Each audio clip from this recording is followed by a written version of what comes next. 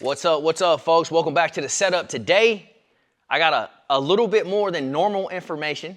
I got a lot of rods out here, but we're gonna go through them one by one, and I'm gonna do all things cranking. And so, I got 4 different combos right here that I'm gonna show you guys, and it's gonna cover you from super shallow cranking all the way down to the max depths, you know, your 20, 25, your deep diving crankbaits. I got everything in between. We're gonna jump into it and break it all down. So without further ado, man, I'm getting right to it. So the first combo I'm gonna talk about, without breaking stuff, is gonna be square bill.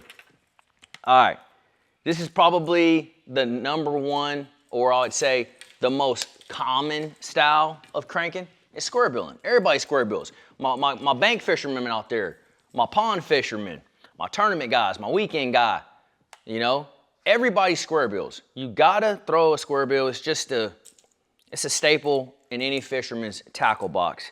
And so I wanna cover that exclusively by itself.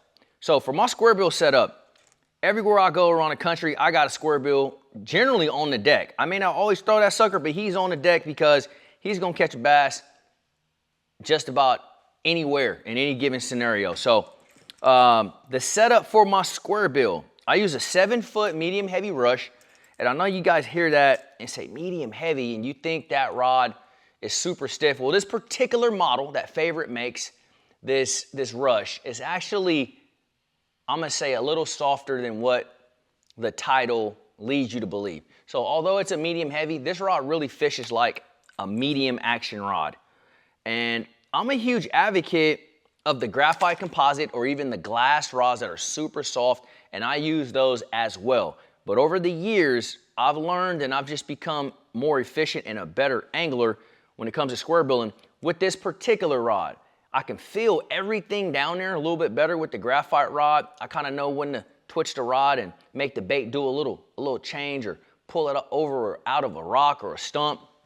And I could just feel all that a lot better on this particular rod. And so I actually like a full-on graphite rod for my square bill, okay? So that's the setup. I'm using 12-pound fluorocarbon line and a 6/8-1 Johnny Moore's platinum reel. That's it. I mean, it's very basic, very simple. And this covers all from my little small square bills all the way up to like a 2.5 ATV, something like that. That's gonna be the setup right there. So that's square billing. Quick and easy. All right, moving right along. More technical cranking, in my opinion, is gonna be my Bala Plugs, okay? This is a unique scenario, but I want to cover it because you see us pros out there, and we will get in scenarios where we're throwing these custom handmade Bala Plugs, you know, shad wraps, things like that. And in my opinion, it takes a very specific rod to get that done. So here we go. This is my boy B-Lat, man. Shout out to B-Lat, Brian Latimer. He designed this rod right here. This is a 6'10", medium action Favorite 6-stick. Now, this is a graphite composite rod. Very, very critical, in my opinion, for throwing these lighter, more technique-specific baits. All right, and it's 6'10". So it's designed to make very accurate, shorter casts, in my opinion. And he done a great job with this rod. I really, really like this rod. To be 100% honest, you could also throw a square bill on this rod. I just think the other rod's a little bit better. But that graphite composite is so key because a lot of times when we're fishing these Bala Plugs, okay, harsh conditions, super cold, lethargic bass, they don't want to bite, water temperatures are down, usually in the 40s, sometimes even in the high 30s, right? And here we are cranking. So you can imagine no fish is shooting out like a shark and just grabbing these baits and engulfing them. That's where this graphite composite rod is critical. A lot of times you just barely hook that fish. You got one little hook in them, and this rod is gonna save your butt from losing that bass. Critical. You throwing Bala Plugs in the wintertime or in a super hot summer. That's another time when I throw Bala Plugs, when it's really, really hot. The fish mouths are soft. They come undone very easy. You gotta have a graphite composite rod, in my opinion. And so that's what I like to rock with there.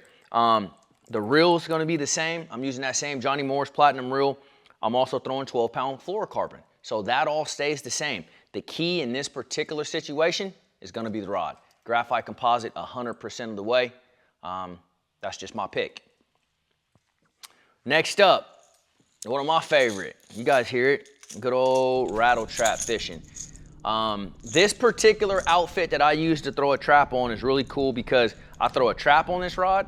I throw mid-depth crankbait, so anything from that 8 to 10 to 12 to 15-ish, my MR12s, things like that, I'm throwing this rod right here, all right? And some of my lighter, my shallower deep divers, if that makes sense. So like a bait that dives down to 16 foot, like a DT16, for example, a Rapala bait.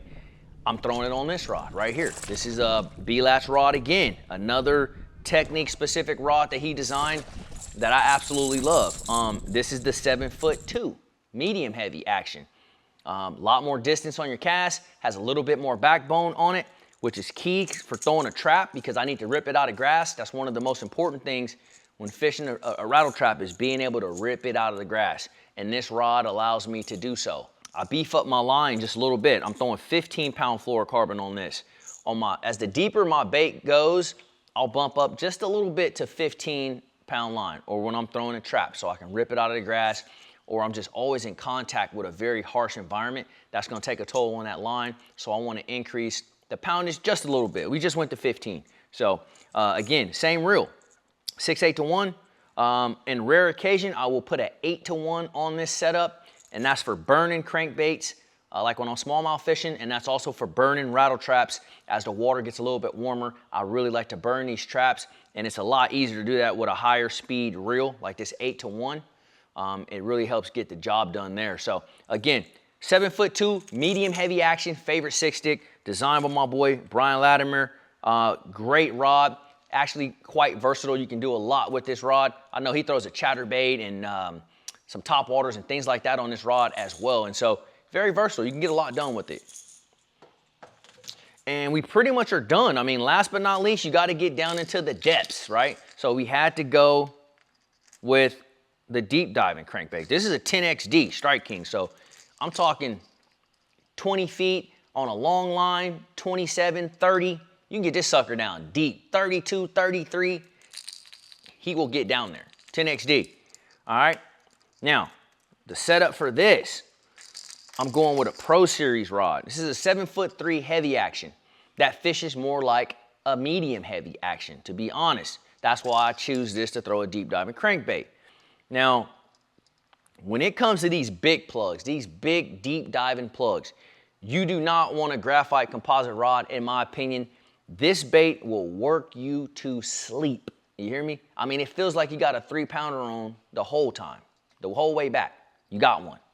The sucker's not playing, but you need a rod that can handle it, you need a reel that can handle it, and you need the proper line that can handle these big, deep diving baits. And so, again, the 15-pound fluorocarbon is what I'm going with on a 10XD or a bait of that caliber that's getting down in that 25-foot range. I like this 7'3" to 1. I can cast, or excuse me, this 7'3" rod. A lot of length on this rod. I could bomb this bait super far out there. It has enough power to where it's not overworking me. That's so key. And it just handles it really good. So the reel on this, 6/8 to 1 Johnny Morris Platinum reel, again, and 15-pound fluorocarbon. I mean, that's pretty much it. It's not much to it. Throw it out there, reel it in, stop and go retrieve, change up the retrieves, and eventually you get locked up and you got a 9-pounder. That's just how that goes. But yeah, man, I wanted to cover this very important topic in the bass fishing world for all my young cats coming up, trying to learn all the different techniques, the different rods and reels. What do I need for this? What do I need for that? Sole purpose that we're here doing the setup. I hope somebody learned something from this. These are just my tidbits that I've picked up over the years. I'm not saying this is the end all be all. You have to do it this way. Never. You always do what works best for you. But I try to help you guys shorten the learning curve just a little bit. These are techniques that I've experienced with for years. And I've lost a lot of fish, I've caught a lot of fish, and everything in between. And this is where I've landed on these different setups. And so I hope you guys enjoyed this video. you know the next saying. Like, subscribe, comment, drop a comment, or no, what is it? It's like, comment, subscribe, them 3. And then I usually hit y'all with something like, drop a comment on what video you want to see next on the setup. There it is. I know I'll get it eventually. Anyways, I appreciate you guys. I love you guys, man. Keep watching. Keep letting me know what you guys want to see, and I'll keep making them.